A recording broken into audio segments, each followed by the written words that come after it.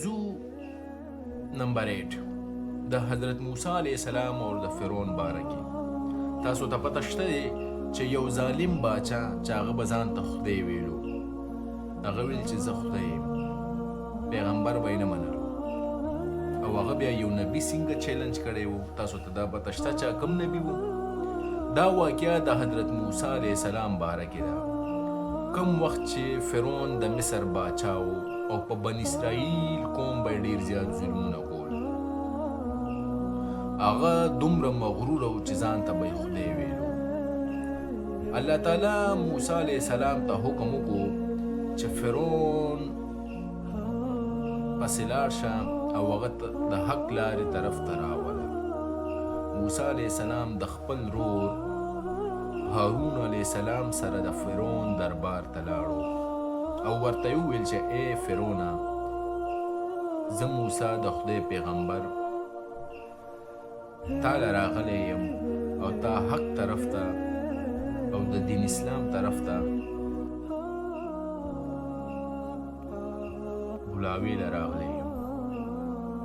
فرعون ورته انکار وکړو چې زه ستاسو دین نه منم او ورته یې وویلې که ته په رښتیا د خدای پیغمبر یې نو ته ماته څه نشاني وښیه. موسی علیه السلام خپله لاټي راواغېسته او په ځمکه یې راوویشتله. هغې نه یو ژوندی مار جوړ شو او چې کله یې د خپل لاس داسې راوویستو نو هغه دومره چمکېدو، دومره چمک و پکې، رڼا وه پکې چې چا ورته کتلی هم نه شو. دا هر څه چې په دربار کې څومره خلک وو او ټولو وکتل نو هغه ټول جادوګر هم په دغه دربار کې حیران شو. فرعون خپل جادوګر راوغوښتل د مقابلې لپاره چې د موسی علیه السلام سره مقابله وکړي. فرعون ته په خپلو جادوګرو باندې ډېر غرور و، خو چې کله جادوګرو دغه حقیقت د پیغمبر علیه السلام وکتو نو هغه ورته ویل چې نه، دا جادوګر نه دی، دا یو عام انسان نه دی، او په سجده کې پرېوتل او ایمان یې راوړل. آخرکار الله تعالی دغه ټیم موسی علیه السلام ته حکم وکړو چې ته سره د خپل قومه د غزې نه وځه او د سمندر طرف ته روان شه. چې کله موسی علیه السلام او د هغه قوم سمندر ته ورسېدو نو شاته ورپسې د فرعون او د هغه لښکر را روان و.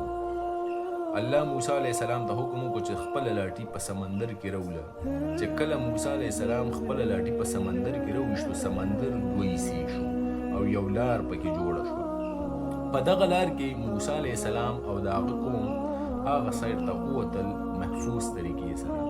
خو چې کله دغه لار ته دغه سمندر په لار کې چې کله د فرعون او د هغه لښکر په منځ ته راورسېدو نو دغه ټایم کې د اوبو چپې د یو سیډ نه او د بل سیډ نه راغی او سمندر هغه لار واپس ختمه شوه او دغه ټایم کې د فرعون او د هغه قوم په دغه سمندر کې غرق شو. د فرعون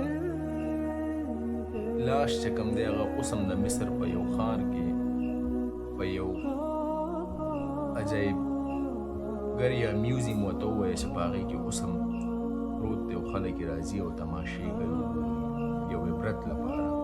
الله د هغه لاش سمندر ته حکم ورکړی و چې ډوبې به یې نه، دا واپس دې غاړې ته راوغورځوي. خلک وایي که نه چې همیشه د حق سره ودرېږئ، ځکه چې د ظلم تیارې که هر څومره اوږدې شي، که هر څومره اوږدې شي، نو د سبا رڼا چې کوم ده هغه به یو ورځ راښکاره کېږي.